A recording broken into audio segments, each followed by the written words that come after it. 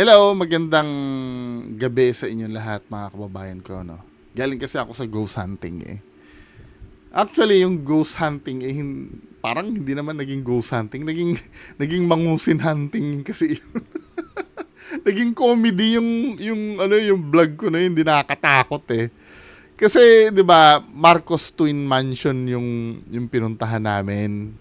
Now, pagdating doon, puro kulaong pa. Kasi doon sa loob nung mansion, no? Ang ganda ng mansion. Ang ganda talaga. Kahit pa sabi mo luma na, no? Although na yung mga kahoy na part niya, nalalaglag na, pero matibay pa rin yung iba.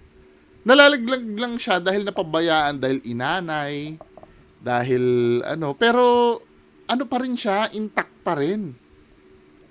Ang ganda nung tapos yung mga paintings kasi doon, naiwan. Alam mo yung mga paintings nila, yung mga pamilya Marcos, 'di ba? Nandun din yung may picture din ng ng tatay ni Imelda, ni Madam Imelda nandun. Picture nila Aimee, nila Bongbong. Nandun pa yung iba. Natatawa lang kasi ako kasi every time na may nakikita akong picture, sinasabi ko, nandiyan ba si Tito Norms? Baka mamaya nandito si Tito Norms eh. 'Di ba? Sa kakahanap ko kay Tito Norms na baka may lumang picture siya doon dahil 'di ba alam mo na Dugong Marcos yung ating Dugong Marcos yung ating idol eh. Wala naman. Anyway, yung video na in-upload ko kasi baka mamaya maisip nyo as leading yung questions. Ang nangyari kasi doon, nakakausap ko na si nanay. Ang problema nga lang, hindi ko na-record nung nagkikwento siya. Ngayon, nung ni-replay ko yung interview, parang replay na kasi itong interview eh. Saka ako binuksan. Ayaw niya kasi magpakita ng mukha sa video, 'di ba? Ngayon, itong video na to, interview na lang na parang nire-recap ko na lang.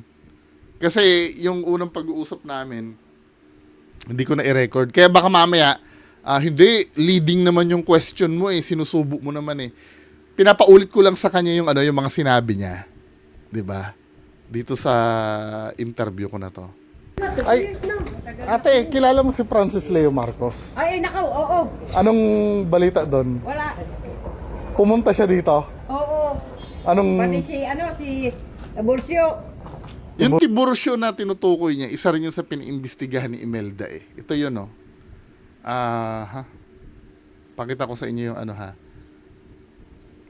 Kasi naglabas ng letter si Madam Imelda nun na pinapaimbestiga niya Imelda Marcos. Letter NBI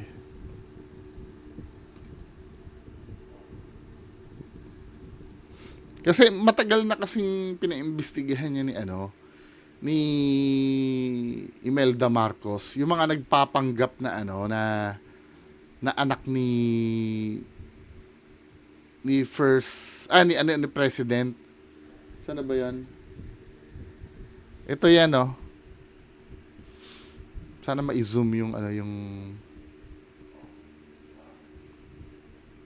bagal naman ng internet ko. Wait lang mga men para makita niyo yung yung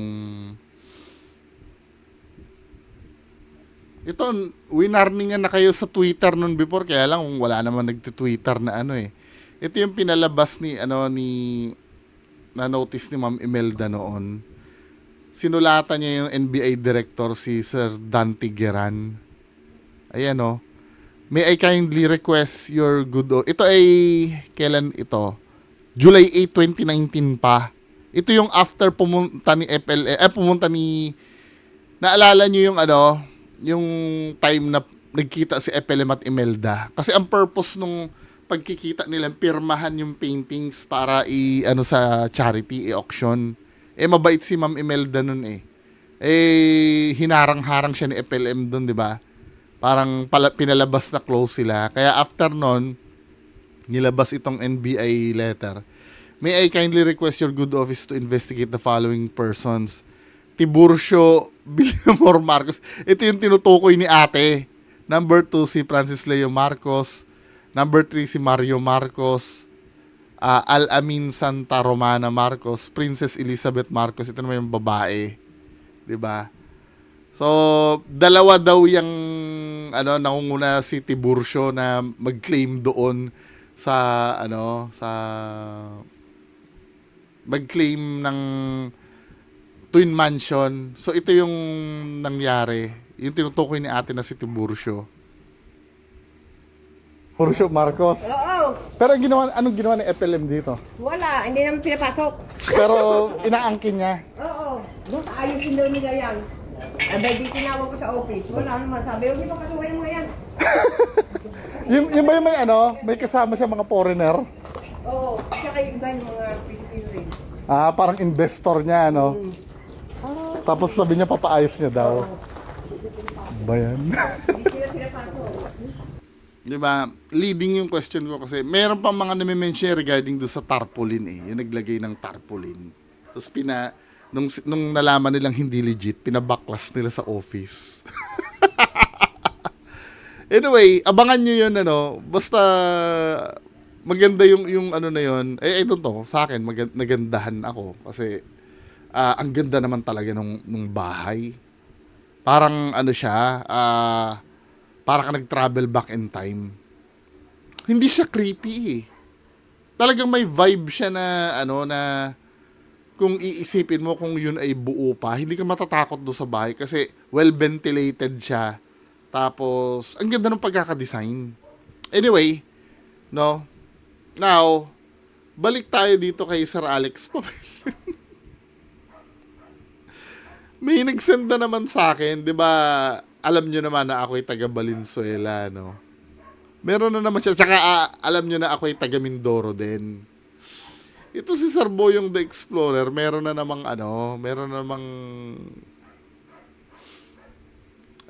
post.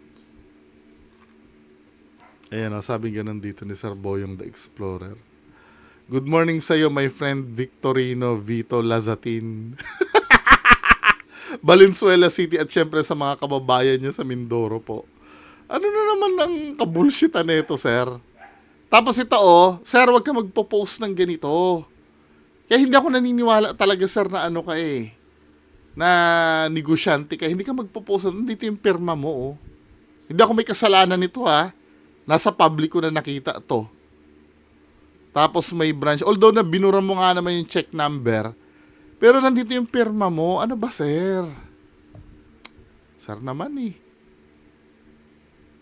alisin mo yan. Nandiyan yung pirma mo. Sana binura mo. Hindi ko, ano bang purpose nito? Makapagpasikat na Diyos ko naman to si sir. Naintindihan ka namin na ikaw yung dami. Ikaw yung may-ari. Pero ingatan mo naman. Yan, wala na. Na-broadcast na. Tapos ako mo pag kumalat yung pirma mo na yan. Ma-scan lang yung pirma mo. Tapos ka. Diba? High definition pa yung pirma mo dito, Ano ba?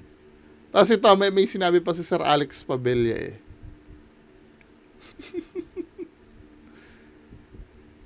Wait lang Bagal naman nito.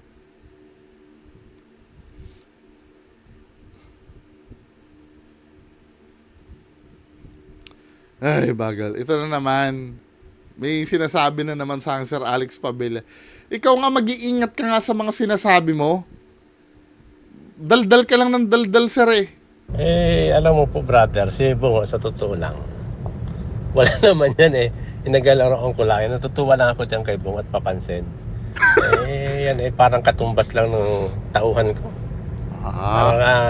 Pwede na siguro siya, parang supervisor, ganyan. Baka may talent naman, operation manager.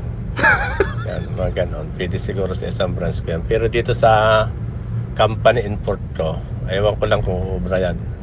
Kasi meron akong kumpanya dyan sa Manila na import Ewan ko lang kung marunong siya sa ganon. Dami negosyo ni Sir Alex Pabella, Kaya Bahala doon at aasarin ko may kayang tagang dingding na yan. Asar lang naman, hindi ko naman aawahin. Hindi ko naman sa totoo lang, hindi ko naman kalibil yan eh. Ayan. Nuts. Oh, talagang iba level kasi ni Sir Alex Padilla. 'Di ba? Totoo naman 'yun.